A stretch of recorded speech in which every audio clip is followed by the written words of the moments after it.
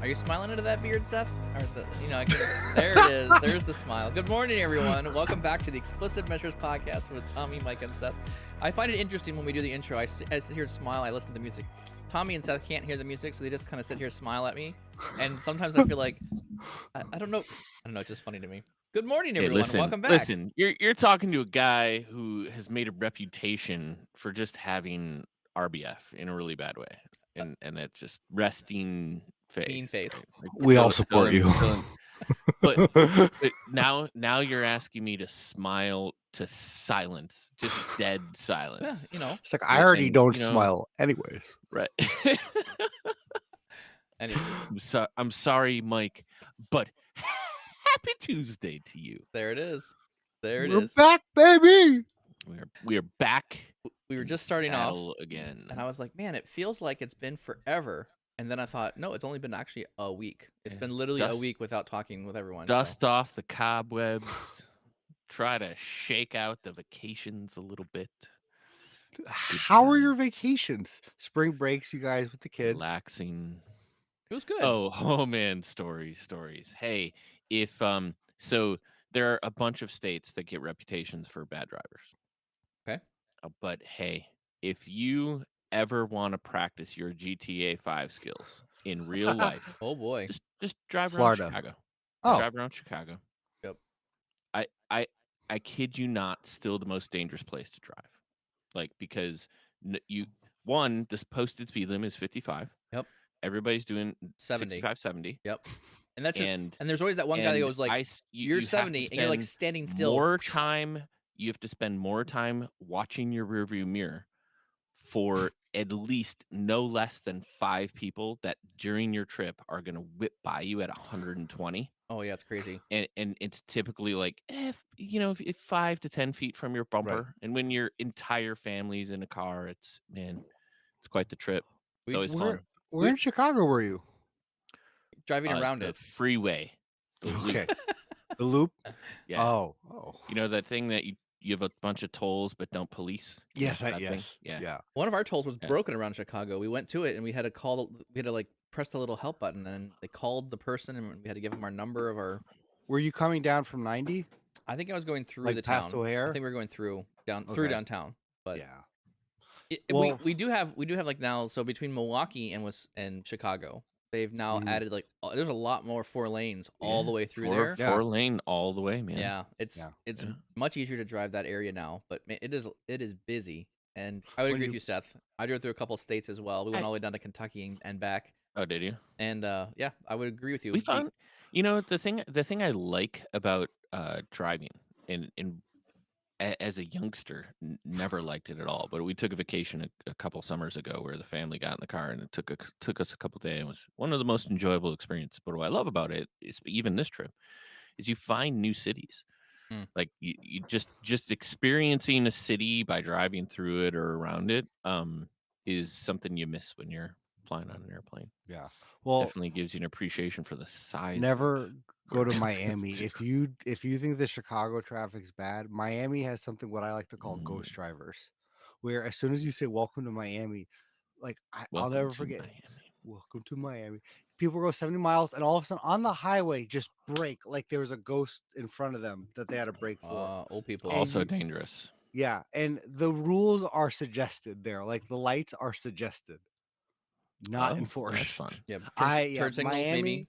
Miami and Tampa are the 2 places where, it's because it's an influx of I've never been here, or I'm 95 years old. Not that there's anything wrong with that, but or you have people who like, I really don't care about lights. Anyways, we're getting way off topic, but so it's a topic. You asked about vacation. There is. I was just reminded. I'm glad you're safe. I am too. Thank you, Tommy. So, moving on. So in some Power BI related news, we are happily announcing the Microsoft named leader in the 2022 Gartner Magic Quadrant, which both Seth and I had the same reaction to that. We're like, whoa, where's Tableau? It fell off the chart. Well, it's been bought out by Salesforce, so they renamed it. It's Salesforce parentheses Tableau.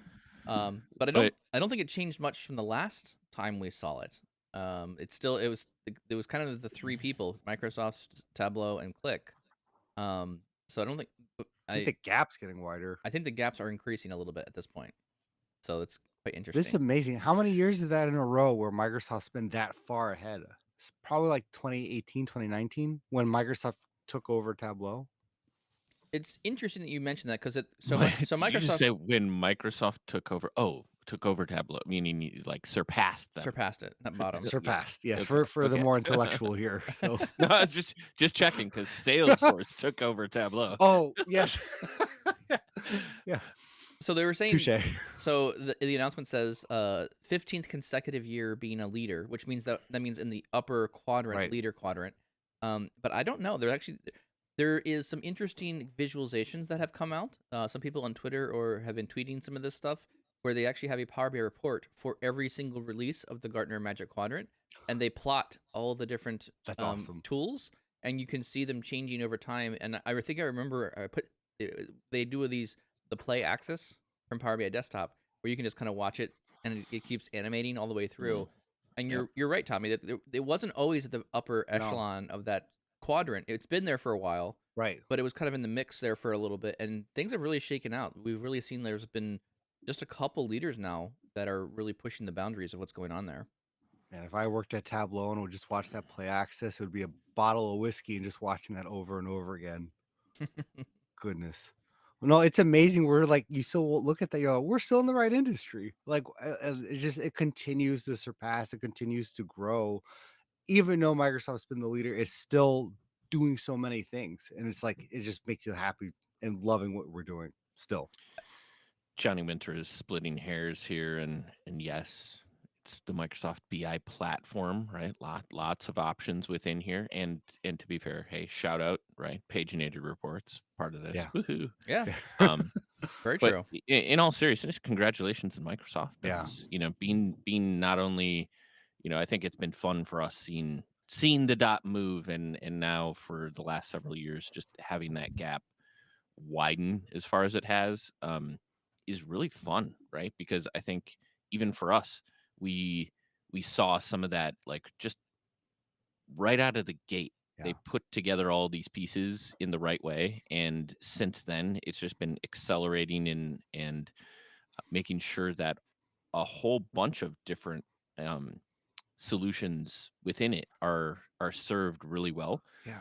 From like base level, right, where it's like everybody democratized, make sure everybody has access, can use up to a gig of data, compressed memory, like shoot it into the business and give business users a way in which to automate their tasks and get insights, and then throughout the years, like, make sure that all of the enterprise tooling that they had worked really well within the tool, right? And it created this really unique story that we even talk about today, where now there's a path between business and IT, and it's becoming harder and more solid.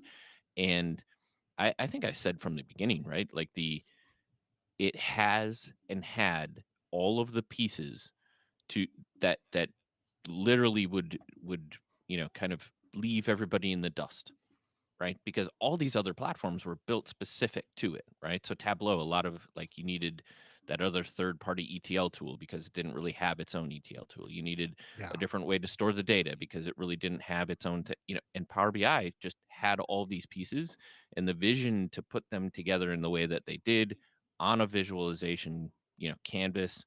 Kudos to Microsoft. They definitely have put together the best product, and it's fun being part of that community. I mean, sometimes you don't really know, like, where I've tied my career to now Power BI. And so it was a little bit nerve-wracking initially, right? I mean, yes, it's been doing well and it was projecting to go the right direction, but at some point, I'm tying what I know, what I spend my effort on, what I've learned, right? I don't want to spend a bunch of time learning something that's going to be obsolete in a year or two.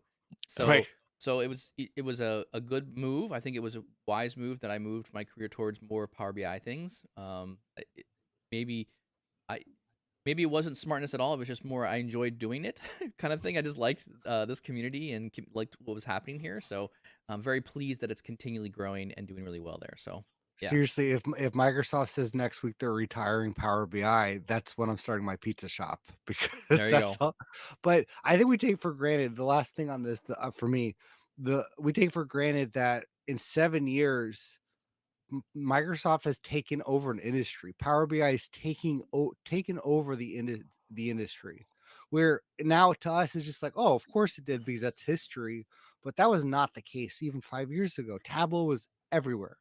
And now we're at a point where not only is Microsoft the leader, but by far and away the industry standard, Mm-hmm. which is crazy to do in 7 years globally. It is.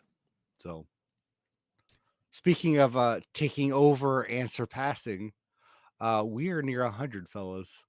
We're getting close. 100. 100. And Mike, do you want to talk about the little Yes. thing we're doing? Yeah. Yeah, so we're gonna do for the 100th episode. We would like to do a giveaway again. We gave away some swag a couple weeks ago. Went pretty well. I think it was good stuff. We'd like to do it again. So we'd like you to present some of your favorite content. So things that you've listened to, areas or topics that we've talked about. We'd love for you to hit us up on Twitter.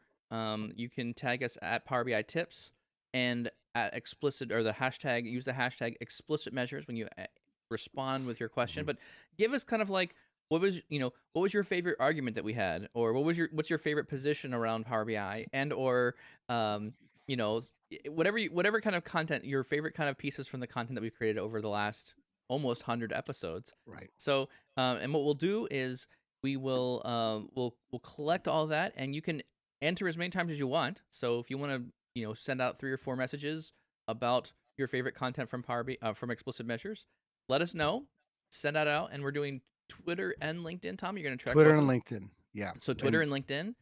Put your hey, I love the Power BI Tips explicit measure podcast. Here's my favorite kind of content. It's episode this, and I like this discussion, or I like it when we talk about DAX, or I like it when we talk about da da da da, and then hashtag it explicit measures, and we'll pick out, like, I think we're gonna go big. We'll go like 5 5 awards here, and we'll send you guys some. Pick something off of the Power BI Tips store, and we'll swag you out there. So I think that. And I think what you said too is, so it's going to go from now until we do 100, because 100 Correct. we're going to curate everyone's feedback, All right. the fair argument, topic, discussion. Raise the stakes a little bit. Yeah. We got a couple weeks in between. Yeah. Right. And every post is a lottery ball. There you so go. Rather than you individually. Now, don't be cheap, because you'll get penalized. I'll be watching. But if you say my favorite explicit measures next post is next post, you can't do that. But you got to have a topic, your favorite thing, and post it on LinkedIn or Twitter. And we're going, yeah. So we're excited about this. Yeah, I think we're going to make it. I think we can make it there. Sweet. Sounds fun. Should be good. So with that, go ahead. Chicago Pug. Sorry. Oh yeah. Yes. Tomorrow, events coming up. The most venerable Greg Baldini will be speaking at the Chicago Power BI user group online tomorrow. If you have not, so we're excited to go back into the user groups, because that's a thing too still. So we're doing the Chicago Milwaukee one, or Chicago, just Chicago. anything. It's just a user group at this point, but you don't have to deal with traffic, which is great. But if you've not heard Greg Baldini speak, you need to hear him speak.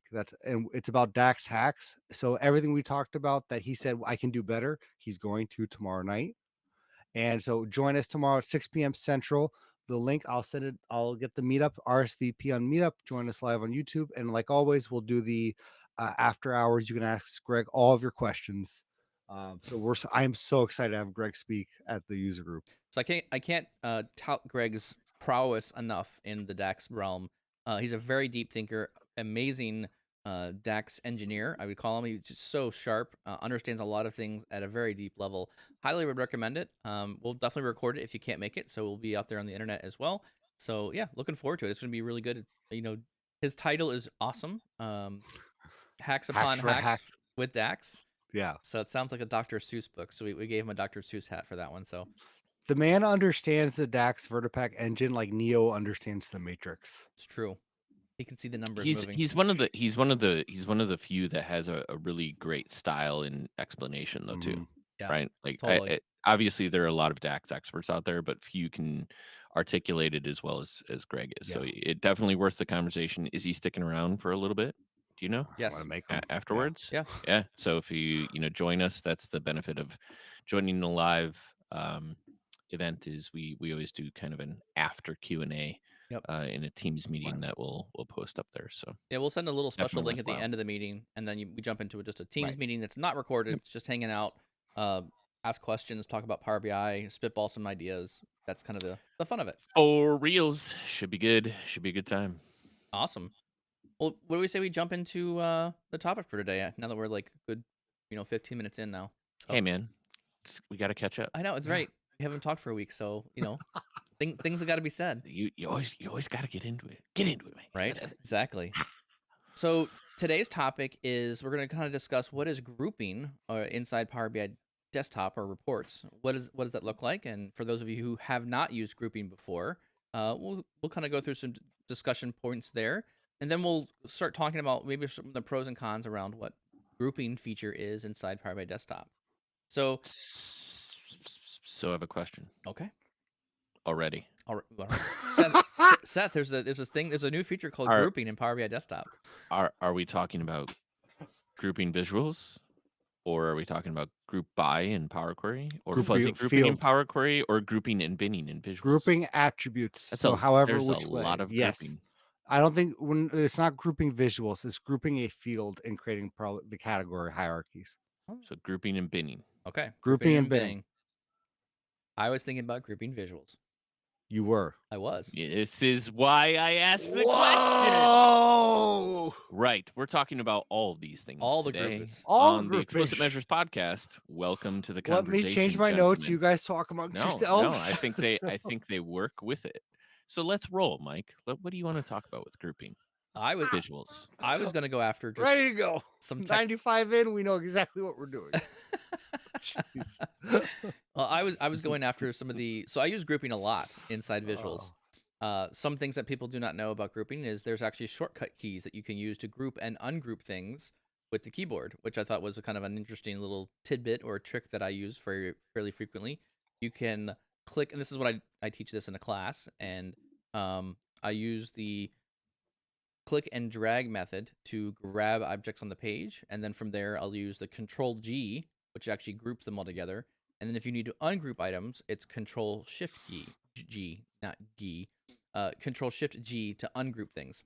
So that was kind of like my tips and tricks there. I'm not sure many people know that you can do that. Just from I've seen people moving around the desktop screen, and they don't. I mean, it's not intuitive. There's not like an easy find list for all the shortcut commands. I think there is a help list that pops up when you hit a certain set of keys, but I can't remember what the keys are to make the help list show up. So I can't remember all the shortcuts. I can't remember the shortcut. I can't remember the shortcuts for the shortcuts. There's some other implications that go along with that, like when you're creating bookmarks. Sometimes using groups is helpful there to hide and show various elements. If you have a button and a visual and you want to replace them, you're basically hiding and showing two things at once. And so if you use groups to hide and show visual elements, when you're selecting the objects, you don't have to select each individual object. You could select the higher level group, and then the entire group will hide or show itself. And then if you need to ever add elements to that group, any element added into that group is automatically hidden or not hidden using the bookmark. So we've had a lot of grievances around what are bookmarks doing? Like when you set them up, we have no way of knowing what the definition of a bookmark looks like. We just don't. Like it's just not very easily discoverable unless you're like really doing some advanced tooling. So to have groups tied to hiding and showing multiple elements, I think is a very big win. And it simplifies some of your report builds so that it's easier for you to manage forward. How often are you grouping visuals together on a page? I mean, let me. I would say 40% of the time, because there's typically like a couple of visuals, and there's like usually a list of KPIs, right? So a list of KPIs are usually a couple cards, or there's a couple elements together. I will group those together. I used to group more because I would create the chart and I would create a text box for the title. But that was back when we didn't have as much control around what titles could do or not do on the visuals. One thing I wish that we could produce inside desktop would be is when we have a title on a visual, it'd be really nice to add padding, like on the top edge, the bottom edge, some left and right padding. Space it however you'd want like to. Bigger margins there, because I have a lot of requests where people are like, that title's too close. I get it. Like, we have a lot of space on the page, but to move that title away from the visual more is like, I now need to create 2 visuals and bring those together. But there are some needs there, right? Sometimes you need different styling. The font's not quite the way you want it to be. You want to do like, let's say you want to have a couple words and one word in the sentence is bolded versus not. I don't think you can do that with titles. I don't think you can bold a single word in a list of words, but you could do that with a text box. So you get a little bit more flexibility there when you have a text box there as opposed to just the title of the visual. So that's kind of some of the reasons why I would use it and am not using it as much now. Do you guys use grouping of visuals at all? What would be your percentage So of that? it's honestly, it's a very scenario based. I would say maybe I should use it more.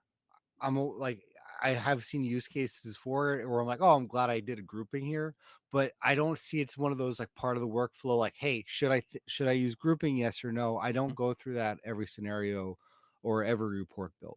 It's very much like, oh, what would be great here? Okay, let's use grouping. And I say maybe 5% I use grouping. Okay. I think it helps, but it's not something that's I'm like, you need to use grouping in your reports. At first glance, I would we use them. We've used them a lot. I laugh because Mike's also been part of creating some of these initial reports. I love them in theory. I like the idea that you can show and hide groups, but updating a report in ways like changing the canvas size or the show and hide with bookmarks. Now you need to like go change something Bookmark in there. by bookmark. It's very challenging because if you hide the group or modify the group or add something else into it, like you get into this really wonky state, right? Where you almost have to like reset everything. Yeah. Which is a challenge when you're updating things. The other and the other challenge that I just drives me nuts, which when you're applying grouping, typically I assume, Mike, it's always at the very end after you've got everything on the page. Usually, yes. It's all done. Yeah. Because in those cases where I've had to refactor a page size or move things around, like you can't just grab the corner and move because it's going to explode all your fonts, right, and change the look and feel of like everything. Everything's in that group, dynamic to correct, the size which of the group. is the last thing I want to have happen. Right. That's also the reason why I do like groups. I mean, it's a double-edged sword, right? When you like, let's say you have a list of cards, right, and you want to stretch the card so it fits the width of the page. Again, if you're changing the size of pages of things, and again, I would say like that would make sense to me. Like it would make sense to me if they would have just kept the sizing ratio of all the fonts and all you're doing is you could change the aspect ratio, but only of the objects within the group, not the content within. Like or maybe some of the non-textual elements are fine to expand, right? I think that's a function text itself. I think it's a function of the visual that's called responsive on. Yeah. I think there's a feature of the visual that does that for Really? you. Which yeah. is But because I believe what happens that there is if you shrink a visual, the font size will automatically change. Slicers though. No, I think when it's in stuff. a group, it's going to be dynamic to the size of the group because Either the group way. expands. You can't have a group wider than what the visuals are in there. So if you expand the group size, it's always going to expand the visuals. Yeah, I would say this, how I would describe it is when there's a grouped number of visuals, the X and Y or the min and the height and width of the visuals are expanding proportionally to the rest of the equal to the size. Yeah, equal to the expansion of the group. But what I'm saying though is the font size don't typically change inside. So you have a bar chart. If you grow the bar chart, whether you're growing it in a group or not in a group, if responsive is set to on, certain visual elements will actually start shrinking the text size for you automatically because it thinks, oh, there's not enough room for this full title. I'm going to start shrinking the text size. So if you turn responsive off, it just forces everything to be the same size. It doesn't auto scale anything. Yeah. And that's I think your issue you're seeing is coming from the auto responsive on feature set versus check this the actual group. You do that once and you realize maybe I don't need grouping. So do you guys ever use, so we talked about, obviously there's the feature based way of grouping where it's for hiding and showing. Correct. there's two other ways that I think, I don't know if you guys use it for. There's really just the organization, and I think that's in my head what grouping should be for, is just organizing your I do that a little visuals, bit too.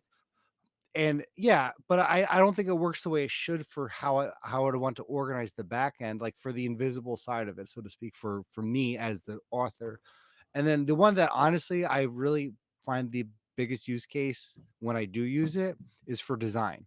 If I have multiple visuals, a lot of visuals, I'll do the background so I can kind of, in a sense, segment on the page, like, hey, this is about sales, this is about units, Sure. so to speak, or this is about this product.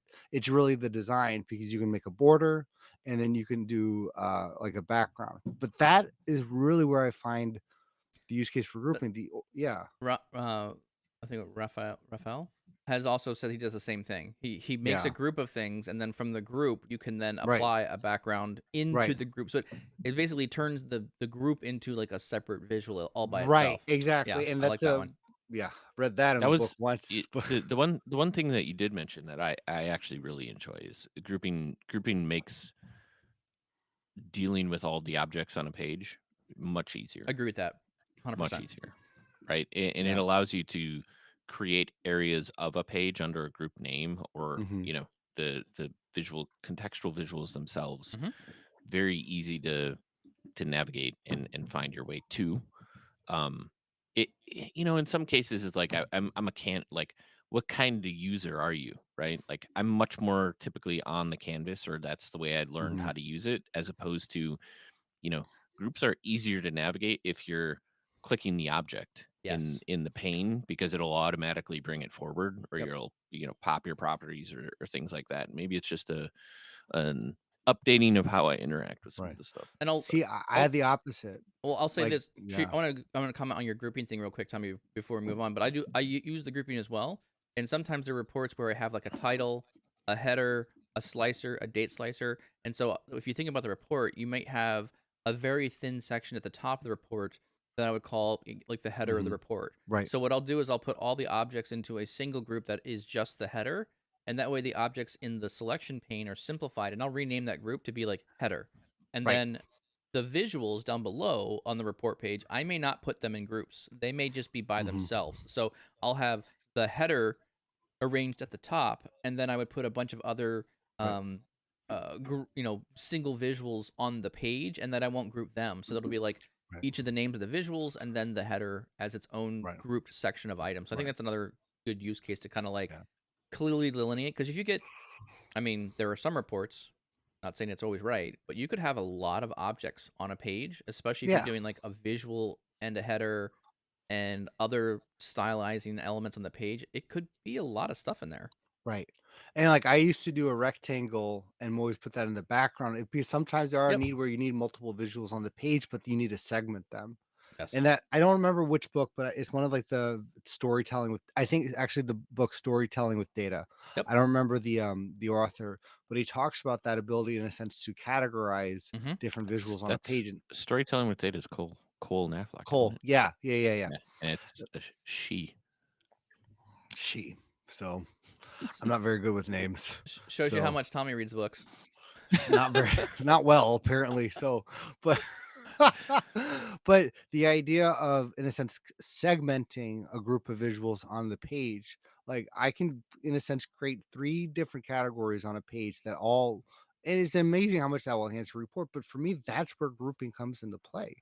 Like, in terms of the organization side, I have the opposite problem with you guys. It's a tedious task, and it makes it more frustrating and more disorganized to deal with objects when they are grouped, because now you're constrained to this box, and when you try to move something, it doesn't work the way I think intuitively for me. So, if you're okay, I was just gonna make another point here with the Storytelling with Data. If you don't follow her on LinkedIn, you definitely should. I was just actually right here. See, ta-da! Hey, look at that! Look at this right there. For those of you and you can tell he's been reading it. For those of you who are listening on the podcast, Seth is holding a blue book with Storytelling with Data. Yeah. Storytelling with data. But it's There's a whole website. there's a whole Yeah, There's another community around phenomenal book. visualization super cool. that she's running that Yes, amazing. I joined and wanted to contribute to, and then I took a new job and it never happened. Not so much anymore. So really good LinkedIn group. Really strong group. Great webinar. She's bringing in some Mhm. like amazing speakers around all of that. Seeing an incredible amount of just good growth in the company. So highly recommend it. Storytelling with data. I'll also grab the Yeah. LinkedIn page here as well. Highly recommend you follow that as well. Great option there as well. All right. There we go. So that was Mike's That was my random topic because version you guys of weren't even thinking that way. bringing grouping to the conversation. Tommy, you were thinking about grouping and binning individual all on its own. Mhm. Since we're not going to be tied to just a single topic We in Well, our we will not be podcast, held we down. cover all of it. never have.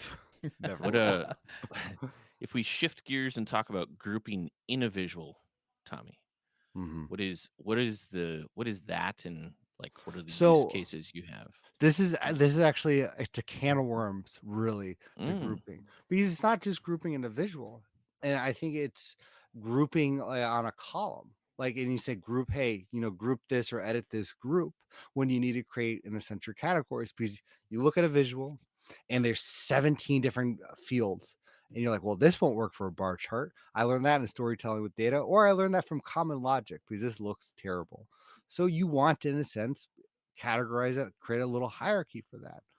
But which is imperative for what we do, because from a user point of view, anything over 7 is too much, usually, in a sense, for the ability to kind of read or understand what you're looking at. For Mm. any bar chart, obviously, if you're dealing with the line chart, I think what is the limit, not the limit, but they say you really shouldn't go over 3 to 4.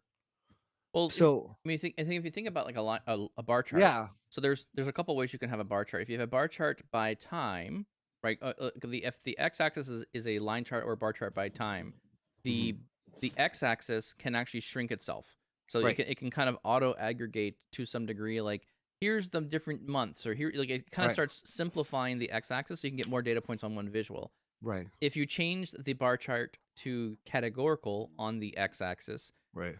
once you have beyond the scope of the visual, call it seven items or whatever, Right. there's a lot of like bars that you don't get to see. They Right. just you have to scroll to the right to find them.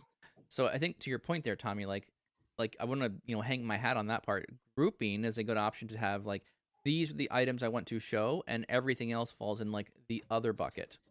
And also you'll find I feel like this is something a trend I see very often is there's like this exponential decay on those bar items, right? There's a couple items that are very big at the front. There's and then maybe it kind of like starts petering off fairly quickly, and so now you have like this very thin line, and to the far right side of the visual, you have a lot of bars that are like almost the same height, and they're all really really small. So it's like, well, what value is that adding me at that point in time? Really, maybe Right. we should have like this. Here's the 7 large categories, and everything else falls in this other bucket kind of thing. Now, you're going to see why I laughed so hard at the beginning, because here's where I was going to take that. Obviously, grouping is important, but the problem, and the reason why I call it a can of worms, is very much because usually you're grouping by something pretty common in your company or for a client. You're not grouping by something ambiguous. It's something that's widely used or widely needing to be Category, viewed. Yeah, you it's know, just product color, category. You're not doing like salesperson, something like right. that. Yeah. So the problem is that lives only inside that report. And this is kind of my question Mm, topic, really I think the point of contention here. I am someone who loves grouping. I love the ability to do it, and I also love how much more enhanced your report is when you do so or have that. But again, the problem is if you're grouping by, let's say, product, and you need to group them into a category. Well, again, that lives inside that one report. And if your company or your client or your project does not have an adequate grouping, or something that doesn't really work well in the visuals, or your categories are 17 different categories, right? Well, now I have this one report that's showing me, hey, bikes, but the other one is showing me literally everything broken out by road bikes, cycling, mountain bikes, snow bikes, whatever you want to call it. Mhm. And now you have two reports like, okay, so does this roll up to this? I don't know. And this is a problem that always seems to creep up. So this is, again, I call this a can of worms because it's so innocent to do a grouping. It's so easy to do, and it makes your report look better. But then you run into that governance problem. And I don't know, have you guys seen this? Where do you guys take that? What stance do you take on that? This is a good question. I don't think I use grouping or binning. I guess it would be what you're technically referring to, right? Groups and bins. Mm-hmm. I don't think I use it enough.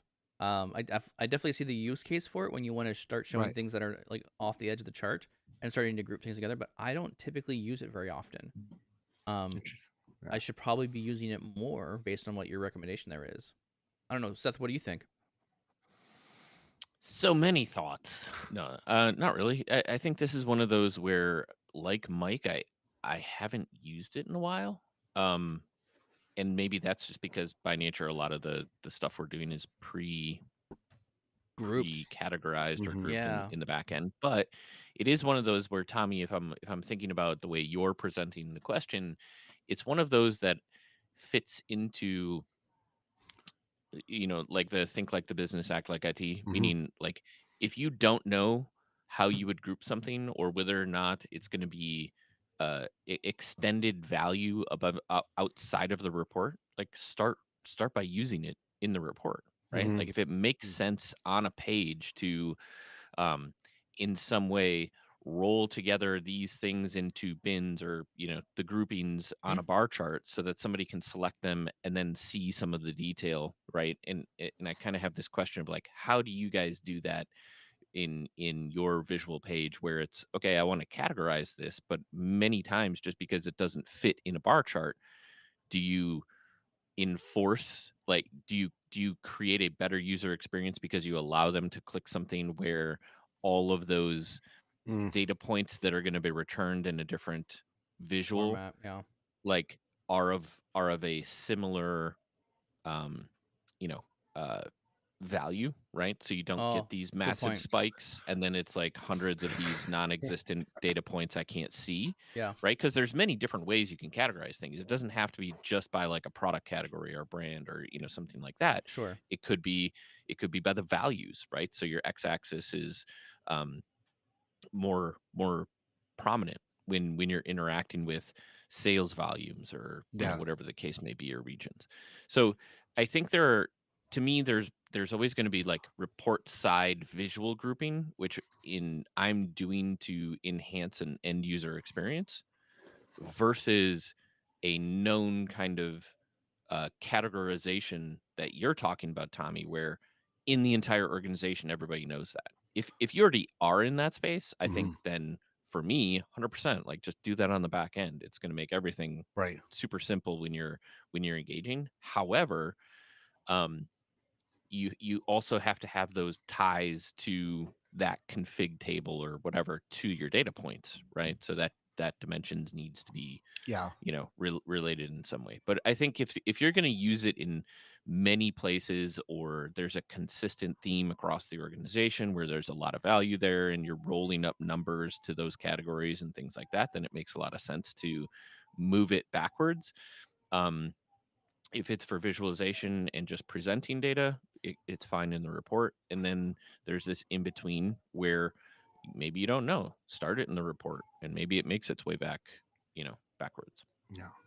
It's really easy to Yeah. transition though. Like, I mean, if you want to talk about a use case of like, I don't know about like whether this group is of value or something, like Power BI is one of those real cool spitball ways to determine whether or not grouping the data in the fashion that you're doing on the front end is something that provides better visualization or better reporting or something more meaningful. I feel like this is the catch-22, right? This is Right. this is one of these like I can easily prototype it, and this is where I would kind of like lean on this like I can build it in the within report or build it in the report, get the grouping that I want there, and then it now becomes a question of do I need to reuse that grouping elsewhere? And I think Right. someone Yeah. on the YouTube chat is like saying I've made 30 different categories, and somehow I need You can't there's visualize that. well Well, yes and no, but like it's to the point like it's becoming valuable to him. Like, right? It's if this is becoming a part of the report that people are relying on. Right. So at that point in time, it becomes this decision of, okay, I've done this thing.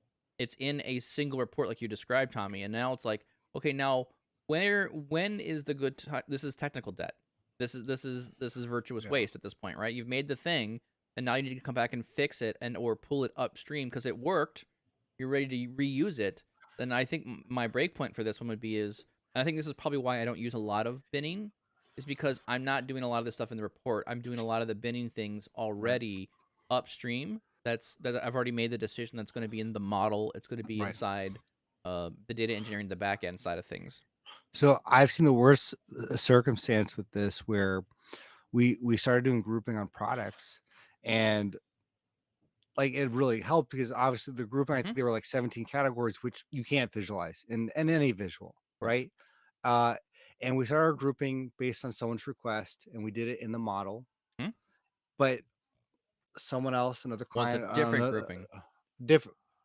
Different grouping, right? So we categorized it from 17 to 5. Yep. So now, obviously, what you can do from a visual, what that enhancement is for actually understanding, what's performing well, and then obviously they get drilled down, which you create that hierarchy. It's not just grouping; it's the hierarchy is the huge part of this. Sure. But another department did not agree with that grouping, and they had their own report, but they looked at this like, hey, why is to the example, why are bikes in that? Bikes shouldn't be under our our transportation line. And they're like, that's not how we do it. It's like, well, but that's what the product team said, and this whole conversation. So to your point, Mike, like, yeah, obviously in the ideal world, you do this in the source. It's already predefined. You have a master table with your grouping, but unfortunately, even something so innocent as I just want to make this look better, all of a sudden becomes a point of contention where I've literally had people like rub their head at me where they're like, I don't know what these groupings are. I don't know where these came from. You're like, well, we just grouped, anything that has wheels is under wheels, or like the transportation. They're like, but we don't use that.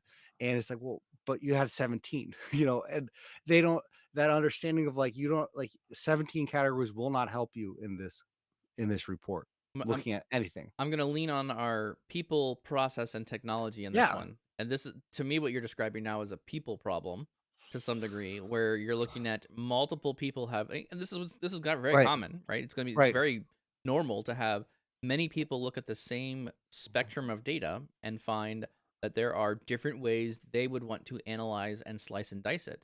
But this is whatever it is, right? There's two ways you solve this. You either give each person their own way of slicing and dicing, and now you have to justify numbers together at the end of the day, because now you have people looking at things different ways, which is fine, right? If that's needed, download an Excel. That's a fun conversation. If it's needed, it's needed. On the other hand, the other way to solve that is to come back and say, okay, we need to align everyone across the company to say this is how we're going to look at it. But this is where this is hard, because this is where process, I think, comes into play here a little bit more when we start talking about, right, who owns the data, who makes the decisions about so this is where data quality and data integrity, I think, come into play here a lot more, is where you start saying, all right, we're looking down at this bit of information we've got. Someone needs to own this column, this grouping, and that's the person. Like, if you have a problem with that grouping, go talk to them. They made it. They own that field of data. And so when we were doing master data management, not every in a product, you make a product, you ship it out the door.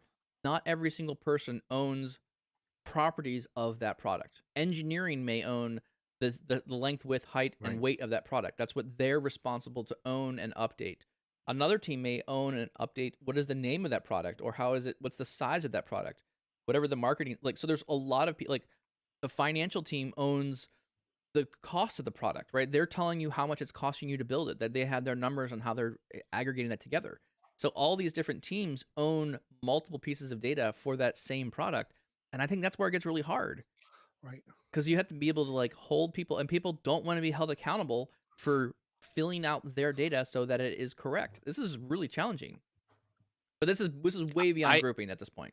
No, but actually, I think No, it elicits spot on. it elicits part of the fun part of the conversation, right? Because Tommy, I love it when you like are bringing some of these challenging things about an org or multiple teams within it that Mm. have these challenges, right? But to me, all grouping does, or this function and your ability to roll things up so it's easily consumable, is bringing front and center some of the data challenges it sounds like you guys are going through, which is, in my mind, if we're talking about product lines, like How is that not a how is that not a company thing, right? Like you build that's a conversation where it's like, okay, folks, we have multiple teams that don't want this product in their setup. They want, they only want these. Is that because it brings the average down? Like, is there a Mm-hmm. bad part about like that being part of the set? Which is usually How why that's do doing that. Right. Yes. How Yes. do we as an organization want to look at this data? Because depending on what we decide from the top down, Mm-hmm. that's how we bucket and bin, or this right. is how we use Yep. grouping. Because what you're outlining, I think, is some of the fun data challenges, or where data is really meaningful and could sway decisions based on like where that data lands. Right. Well, and this is so common, I think, in so many organizations. I think the likelihood you have that lack of quality or the grouping, I think, is more apparent than when it's already well defined. Like, obviously, if you're like Gap, I'm sure the Gap Inc. deals with their own categorization issues when they're dealing with reporting. We're like, well, this is how we use it on from operations, but we want to look at it a different way with reporting. Like, this is a very common thing because you're dealing with different people and different product lines or different roles in the company where they do need another angle. And I think to the other, and where like where like in a sense, shirts don't matter. It's that little kind of wrap because I want to see summer sales or those kind of things that unless you have a good process already to input the data, you're always going to run into this issue. You can group it once, but then more products are added or there's different enhancements, and you better have a process for that input. The other part too is I almost feel like grouping should be one of those things you can restrict. There are so many enhancements for grouping, and someone mentioned this on the chat. It's not just the visual, it's the ability to drill through now. Now we have a better drill through story. Now we have a better hierarchy story, Yeah, when you have the little right? other, when you have the little bar for Yeah, other, right? right, Yeah. 5 right, big categories, and here's the other one. Well, what right, makes up other? You can drill through to the right, other option, and then you get all the, another page right, has the details of here's right. all the smaller products that we're not Right. selling as much of. And you're not just doing, Yeah, like your drill through is not just every single product individually in their sure. SKU. You have that subcategory. There are so many enhancements that that story can tell. And I think, yes, I think, Mike, you actually made a very good point. Not that I didn't really think about it, is the people part of this Oh, it because totally is. they have to make sense, right? Because Mhm. even if the visual, I've run into this where I've made the mistake, and I still do, where I need I take that design side over the operation sometimes, where it just doesn't tell a good story when there's 17 or 30 categories, and I'll make the grouping myself.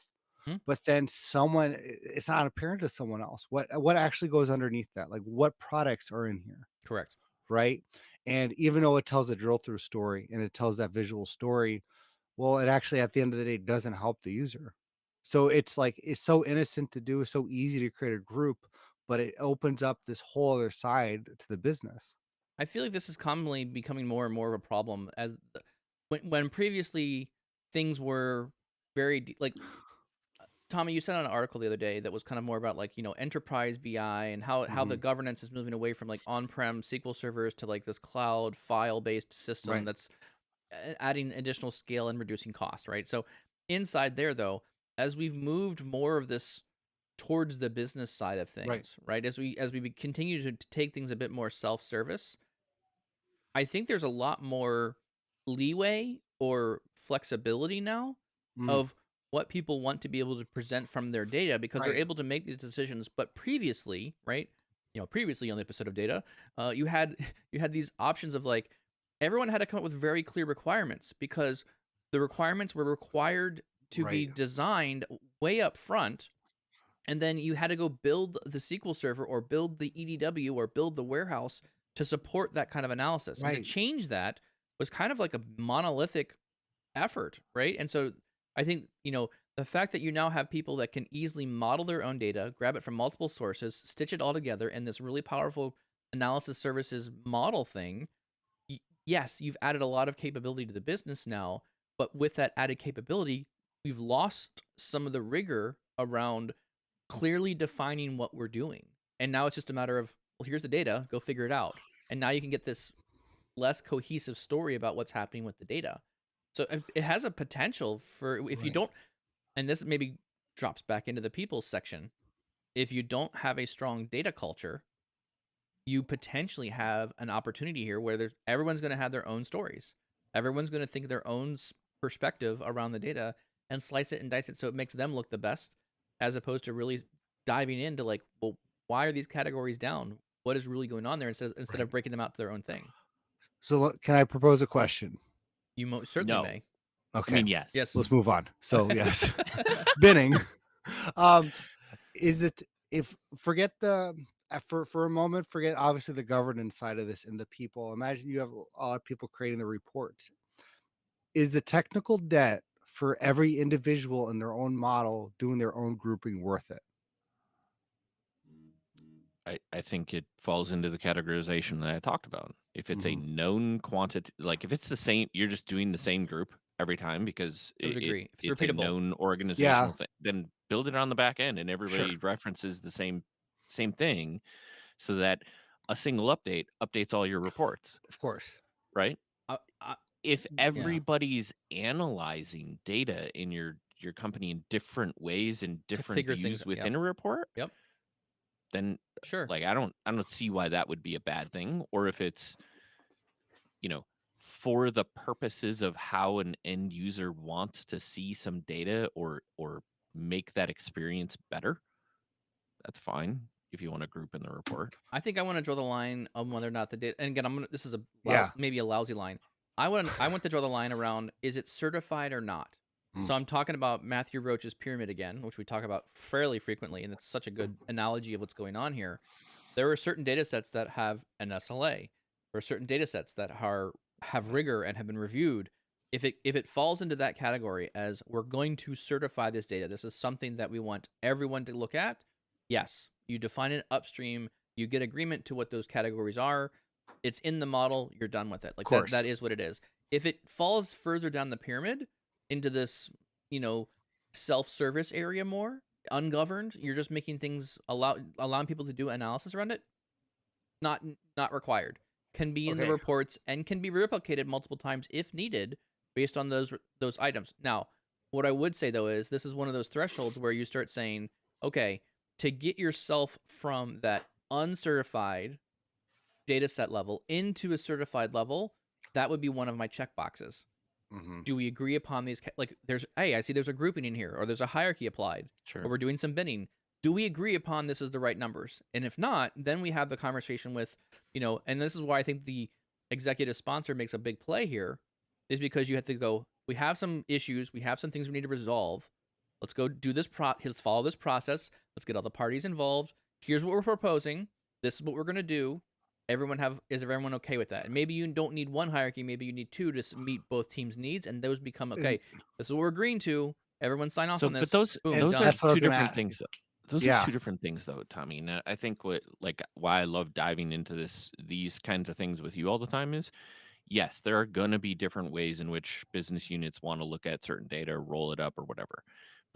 But I think one of the unique parts about this particular feature and our jobs as data professionals in general is there are also opportunities that arise through a very simple action of rolling up data in certain ways that create contention that should not be contention within an organization.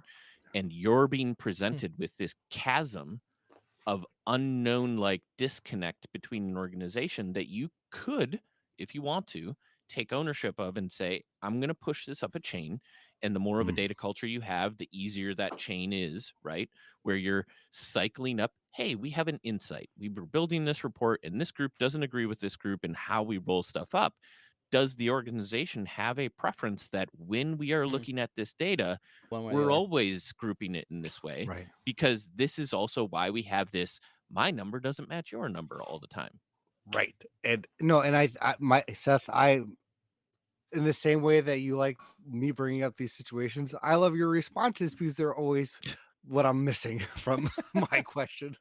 But I think that's a perfect point, because I was going to ask, like, if you had two report authors and they had two different groupings, they're like, well, Jim wanted it this way and Susan wanted it this way. Mhm. Is that okay? But I think you're right, though. Like, the goal, if you have that contention, we have to think, well, why is this a contention in the first place? Why don't we have this if everyone wants to see this but no one can agree to that? Bring it up a level. It's like what you said on our people process.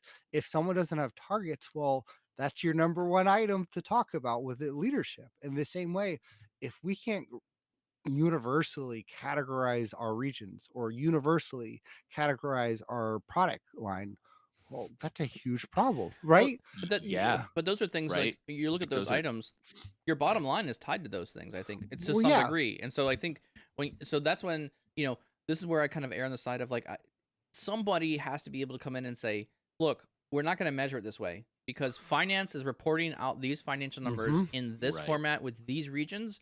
These are the regions we use. Doesn't matter. This is what we're doing. These are the accounts we have. Here's how the accounts fall in each region. This is how we're applying it. And because and again, this is where I think it was Donald was someone on the chat window was saying something around it's ownership at the column level of data, not necessarily the table level. So not one organization may own Yeah. an entire data set. It might be column by column basis. And I would agree with that. I think that fits very well with this statement. Yeah, I like that. Yeah, and Dan said, it's like, I love how talking about grouping brought us to it's a people and organizational issue. You You never know better where we're believe gonna it. go, man. You never know. It Man, always is. it This always is comes this back is to these Power things. BI tips from the real world. And with real world comes people and process and Find technology. this on your Gartner Magic Quadrant. So I would agree with that one.